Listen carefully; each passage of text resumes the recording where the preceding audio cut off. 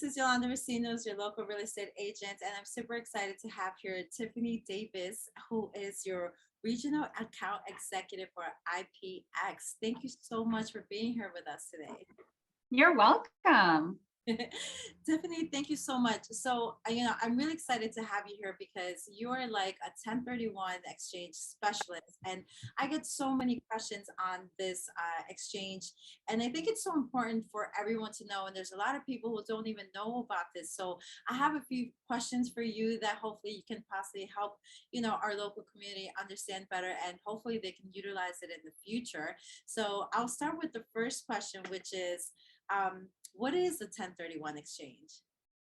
Okay, so a 1031 exchange is a section of the tax code. So sometimes people say 1031 is a loophole. It's not a loophole. It's actually a section of the tax code that allows you to defer gain on the sale of real estate as long as you're buying like-kind real estate that's also going to be held for business or investment purposes.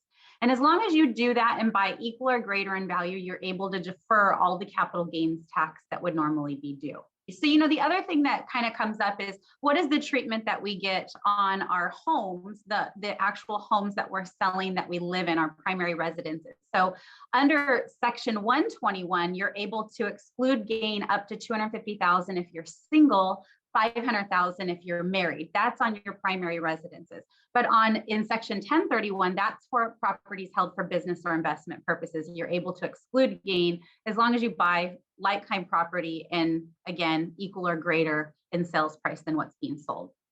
So again, it's how you use the property. As long as you're holding it or your intent is for business or investment purposes with that property, that's really what matters. And again, you want to make sure that everything lines up on your taxes. So you would be claiming any rents that come in on those properties on your taxes. You would be taking depreciation. You would be filing a Schedule E. I find that it's so crucial whenever we go into escrow. Timeline is so important, and we want to make sure that we don't miss anything, any dates on submitting certain information. 1031 exchange, I believe there's a timeline for that as well, correct? There is, and the timelines are strict, they're rigid, they're inflexible. So the timelines begin at closing on the relinquished property. Relinquished property stands for the one that you're selling, and then you have your replacement property. So the relinquished property, if that closed escrow today, tomorrow would be day one. So that clock starts ticking, and you have 45 days to identify replacement property, and you have 180 days to close. So on that timeline, 45 days is the first marker. And then you have an additional 135 days to wrap up and get that property completely closed, purchased, done. And if you can do that, you can defer all the capital gains taxes. We're going to send out a list, just a generic piece of paper, the identification statement. We need that back in our office by day 45 at midnight. So on identification, you've got to pick a rule. So you're either going to go with the 3-property rule, or you're going to go with the 200% rule, or the 95% rule. I can tell you the 3-property rule is by far the most common and easy to use. So that says that you can identify 3 properties, any value. You're just trying to close on one or more and use up all of your exchange funds. So going back to your other question, is there a limit? There's no limit to how many properties can be sold or purchased in a 1031 exchange. I think the largest one I ever did, not the largest dollar amount, but the largest exchange replacement property wise, they sold one $20 million property in LA and they bought 20 replacements in Maui. So you can see there's really no limit. But then again, sometimes people will sell 3 relinquished properties and they will buy 1 replacement property. So in that case, you've got to figure that the timeline is going to begin from the first closing. So even though you're selling 3, the timeline really kicks in when that first one sells. Yes, he can. So as long as he's holding them for business or investment purposes, even though he did a VA initially going in, I think what matters now is moving forward. What is his plan going to be with for the lending side of things? So, with 1031 exchange, because we're holding those properties for business or investment purposes, moving forward, the loan should be appropriate. Probably needs to be conventional or portfolio lending type loan. We wouldn't want to use VA moving forward because that can only be used on a primary residence. But yeah, somebody who is in the military who has purchased properties throughout their military career can absolutely sell those properties and do a 1031 exchange. Yep. So in 1031 exchange, it's sales price for sales price. That is the easiest way to remember what we need to reinvest. So a lot of people will say, oh, well, I just need to, I can take my basis out, right? The money that I initially used to purchase this property. I can take that $100,000 out. The rest can go into the 1031. No, everything has to move forward in a 1031. So it's sales price for sales price, debt for debt, and then all the equity would move forward. So we don't touch any of the cash in a 1031. So if we're selling for 500,000, we need to buy for 500,000 to pay zero tax. Now, if we're carrying forward losses, or if we've made major capital improvements that are over $10,000, you know, in that dollar amount, then maybe we can pay less for our replacement property. But otherwise, we're using the sales price, and that goes by the net sales price. So we get to minus off closing costs and commissions, but that's typically like 7% off the top. Got it. Got it. Perfect. And now I have one more scenario for you. So let's say you have someone who's married, a couple, they purchased their home, and now they're going to get separated. They're still friends, but they're getting separated. They want to do the 1031 exchange with another property, but the property that they're going to buy is only going to be under the husband's name. The wife is like, I want out. You can go ahead and buy your property, but the original property was under both of their names. Can he still use the 1031 exchange in a situation like that?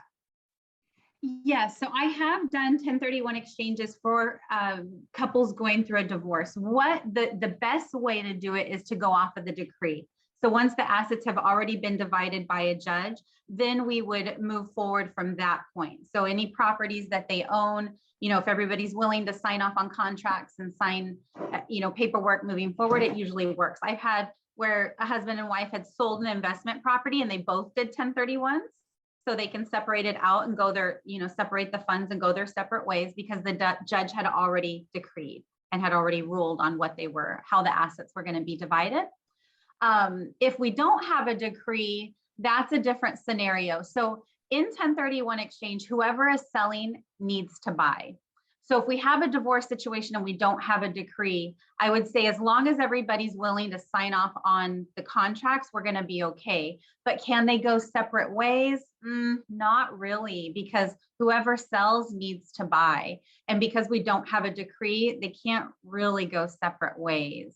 Now, if the husband and wife had agreed that they were just going to be investors together and they're selling together as husband and wife, but they want to take title in a new venture together. So maybe they sell one property here in Hawaii and they're, you know, moving to different states, and they can divide it in the sense of they're both going to go buy one property in Texas and they're both going to go buy another property in Florida. Does that make sense? So they would both be on title. Otherwise, we've got to have a decree. Got it. Got it. Perfect. And one last question. If you want to do a 1031 exchange, can you buy the property before closing on the first one? Yeah, so that's a reverse exchange. And that is actually where we are going to physically close escrow on the purchased property before we've sold what we intend to sell. So in this kind of market, it's great because you can essentially almost, if you've got the cash to make the purchase outright, you can go out there in this kind of market and you can be a cash buyer. And then 180 days later, from the day you close on what you want to purchase, 180 days later, you can sell your relinquished property and pay yourself back and defer all the capital gains taxes. So whether it's a regular forward exchange or a reverse exchange, we always have to have exchange documents in place before the close of escrow. So you can't buy something right now and then a couple months, you know, down the road go, hey, I bought something a couple months ago, now I want to do a reverse. It doesn't work like that. You've got to have all the paperwork for the reverse exchange in place before you close on that purchase. A couple issues with reverse exchanges though, if you do have all the cash or you can pull the cash from, you know, underneath your mattress from a rich uncle, if you can find short-term financing, They work beautifully. Fees are a lot more in a reverse exchange. So it's the difference. A regular forward exchange with us is about $1,000 all said and done to sell one, buy one. Reverse exchanges start at about 6,500. And if you've got all cash, maybe we can lower the fee a little bit.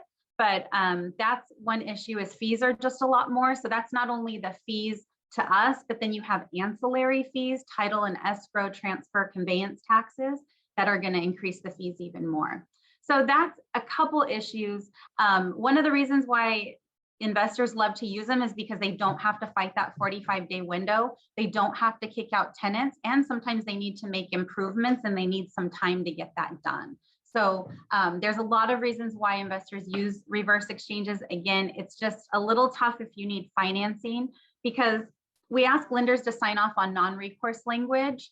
And, that's what a lot of times they just don't want to, they want to hold somebody on the hook if there's a default, and we're not going to be held on the hook for that. So they don't like that language in our docs. Also, they don't want to lend to an LLC. So in a reverse exchange, part of our process is we create an LLC to take title to that purchase, because the taxpayer can't be on both of the properties at the same time, the relinquished and the replacement. So we create another entity. Lenders don't want to lend to an LLC. They want to lend to an individual. So those are some of the issues. But otherwise, if you've got all the cash to make the purchase and you're okay with paying the fees because the numbers, pencil out, it works great. Got it.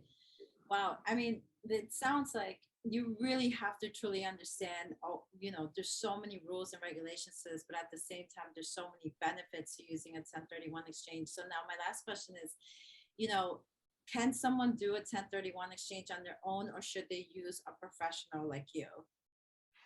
You cannot do a 1031 exchange on your own. Unfortunately, you do need to hire a qualified intermediary. And unless you're maybe doing a simultaneous, where you're buying and selling all in the same day, a true deed swap, that would be the only time maybe you don't need an exchange company. But other than that, if you're doing a delayed exchange, you're going to need somebody like us. And you want to make sure that you work with a big, large company like IPX 1031 that has appropriate insurance in place, because not everybody is created equal in this industry, and there has been a lot of fraud.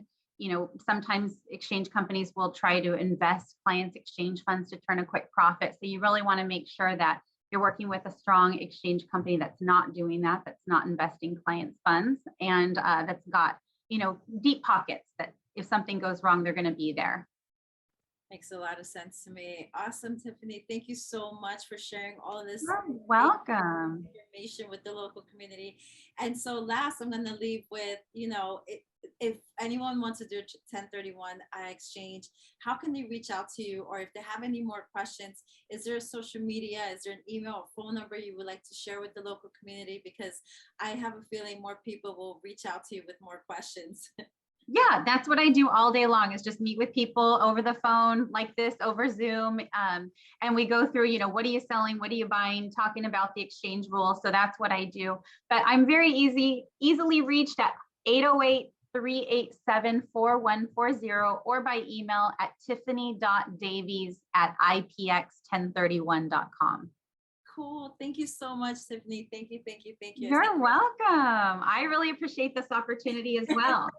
Thank you. Thank you. And I just want to thank the local community for being here with us today. Again, this is Yolanda Recinos. And if you're thinking about selling or buying, definitely feel free to reach out at 808-223-1778. Thank you so much and have an amazing day. Mahalo. Thank you, Tiffany. Aloha.